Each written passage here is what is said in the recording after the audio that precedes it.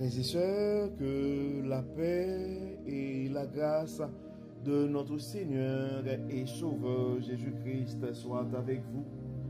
Ici et de Boyou et Redemption Ministries pour notre dévotion matinale pour ce mercredi 16 octobre 2024.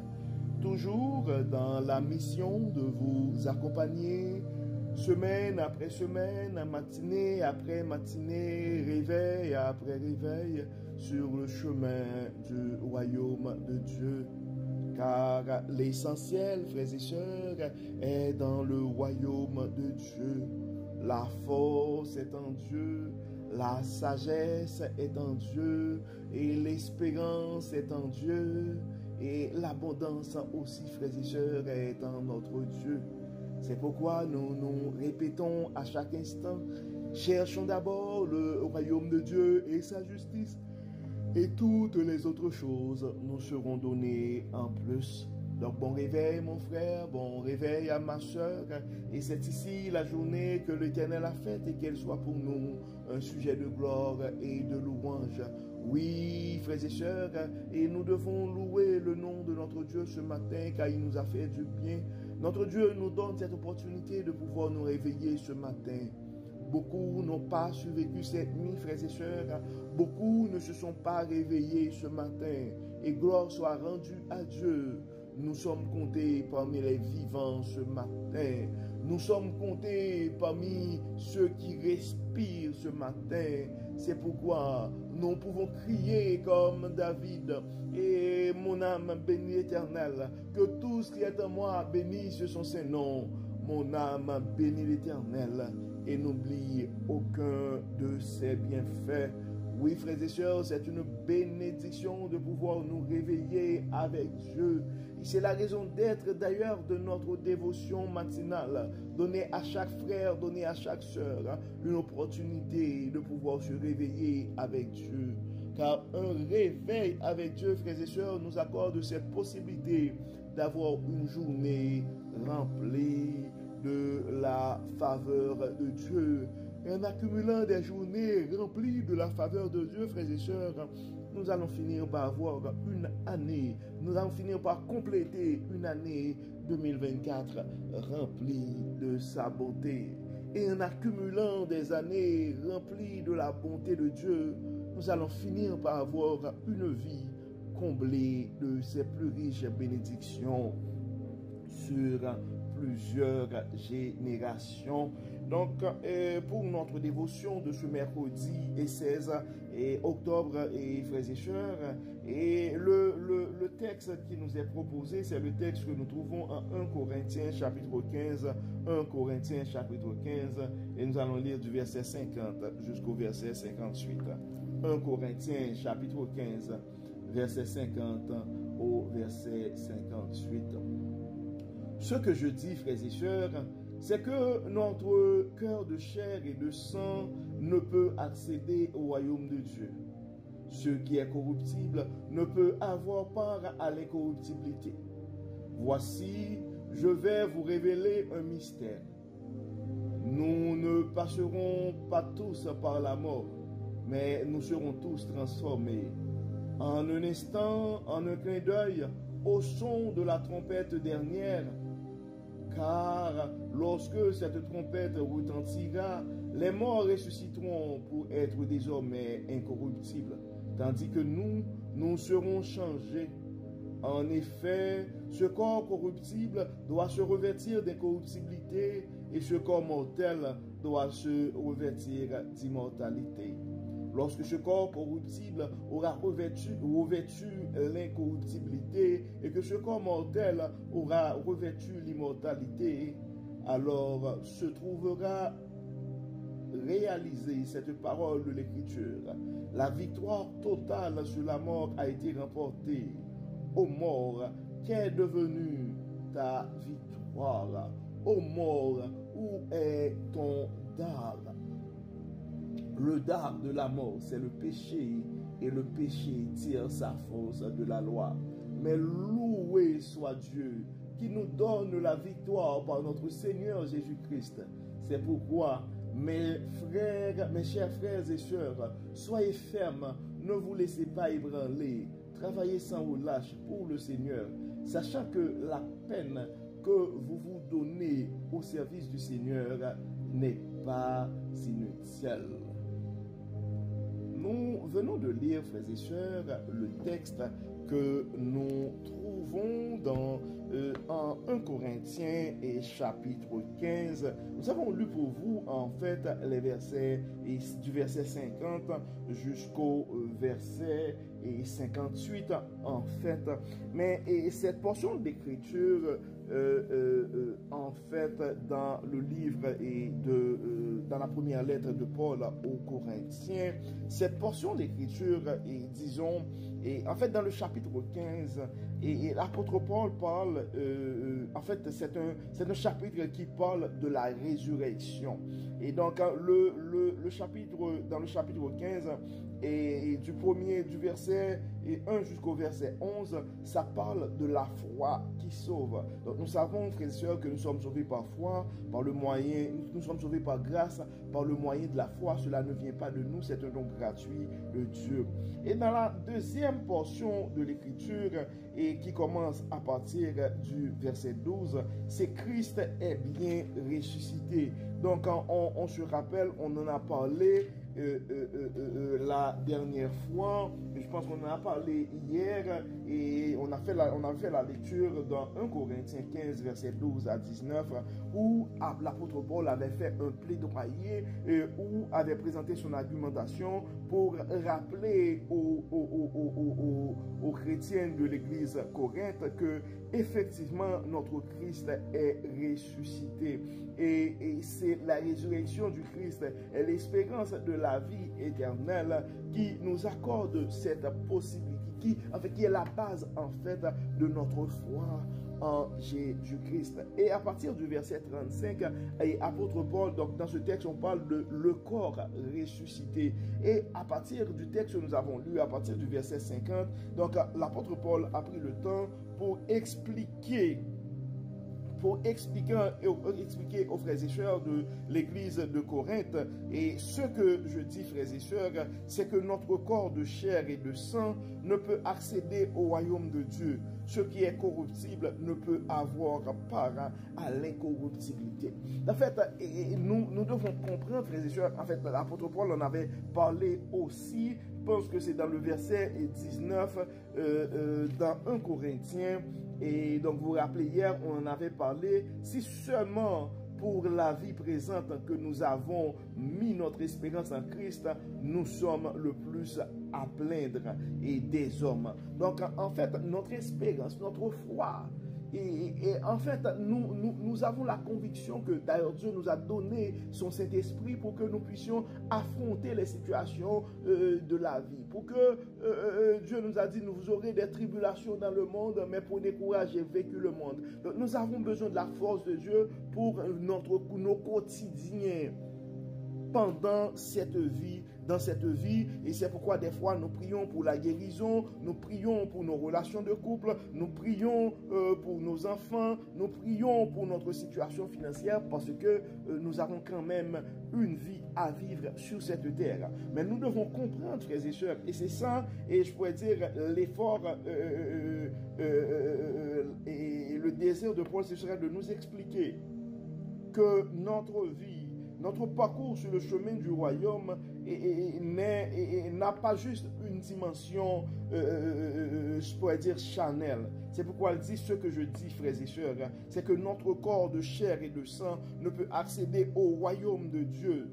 Ce qui est corruptible ne peut avoir part à l'incorruptibilité. La chose que c'est pourquoi généralement on dit, frères et sœurs, l'essentiel c'est le chemin du royaume et nous devons comprendre que notre vie a une dimension au-delà de la vie charnelle que nous avons. C'est pourquoi, frères et sœurs, nous devons prioriser le royaume parce que si nous consacrons uniquement à prendre soin de notre corps, à notre vie charnelle, donc on pourrait mettre à risque aussi et ce qui est incorruptible et notre vie, la vie éternelle en fait.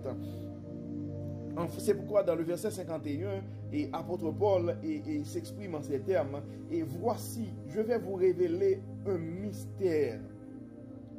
Je vais vous révéler un mystère. Nous ne passerons pas tous par la mort, mais nous serons tous transformés en un instant, en un clin d'œil, au son de la trompette dernière. Car lorsque cette trompette retentira, les morts ressusciteront pour être désormais incorruptibles, tandis que nous serons changés.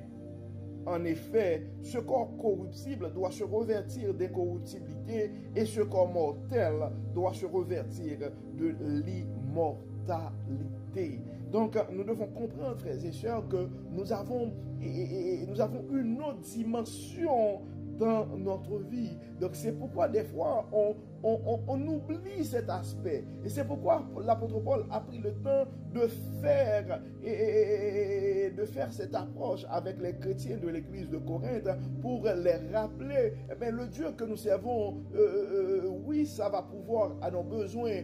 Oui, il va guérir nos maladies. Oui, et il va nous bénir de sa grande abondance. Mais nous devons nous rappeler aussi que nous avons aussi la possibilité de rentrer dans l'immortalité. Donc la vie éternelle, c'est la plus grande promesse que Jésus-Christ nous a fait.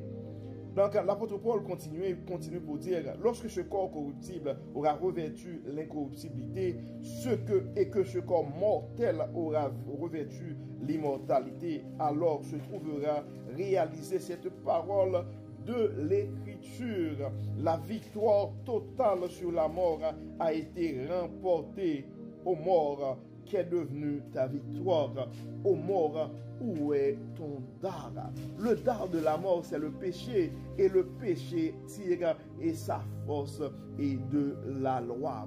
Donc c'est pourquoi, frères et sœurs, nous devons comprendre que cette dimension de notre vie, en fait, enlève, je pourrais dire, notre vulnérabilité par rapport à la mort. Et c'est pourquoi, des fois, dans la parole, on dit que nous devons peur ceux qui peuvent tuer nos âmes et non pas ceux qui peuvent tuer le corps, parce que nous savons que ce corps est mortel, mais nous avons la promesse que ce corps va rentrer dans l'immortalité. Donc dans le verset 57, l'apôtre Paul continue pour dire, mais loué soit Dieu qui nous donne la victoire par notre Seigneur Jésus-Christ. Donc, en fait, cette victoire que nous avons sur la mort, cette possibilité que nous avons de pouvoir rentrer dans l'immortalité, nous avons cette possibilité-là grâce au sacrifice de la croix, grâce à notre Seigneur et Jésus-Christ. Et c'est ça la base de toute la foi chrétienne. Et dans le verset 58, c'est la chose la plus importante que nous devons nous retenir, frères et sœurs. C'est pourquoi, mes chers frères et sœurs, soyez fermes. C'est pourquoi, mon frère, ce matin, c'est pourquoi, ma sœur, ce matin, tu dois être ferme. Sois ferme. Ne te laisse pas ébranler. Sois ferme, la parole nous dit, soyez ferme. Ne vous laissez pas ébranler. Travaillez sans relâche pour le Seigneur, sachant que la peine que vous donnez au service du Seigneur n'est pas inutile. Ça encore, c'est une promesse, c'est un mot d'encouragement. Et je t'invite, mon frère, je t'invite, ma soeur, à recevoir cette parole ce matin. Sois ferme, mon frère, sois ferme, ma soeur. Ne te laisse pas ébranler. Tu dois continuer à travailler sans relâche pour le Seigneur. Et tu dois te rappeler que la peine que tu te donnes au service du Seigneur ce matin n'est pas inutile. Oui, tu dois te rappeler, mon frère, c'est une vérité que le parcours sur le chemin du royaume a un prix. Et nous sommes conscients, frères et sœurs, que notre parcours sur le chemin du royaume, ce n'est pas un parcours sans détour.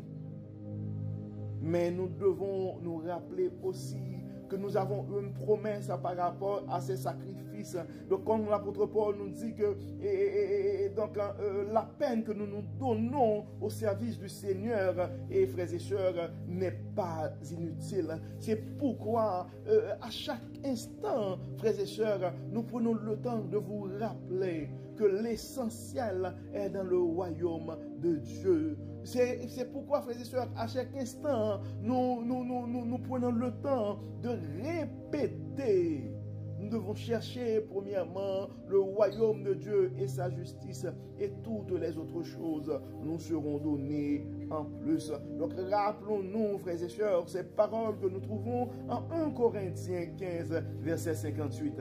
C'est pourquoi, mes chers frères et sœurs, soyez fermes, ne vous laissez pas ébranler, travaillez sans relâche pour le Seigneur, sachant que la peine que vous vous donnez au service du Seigneur n'est pas inutile.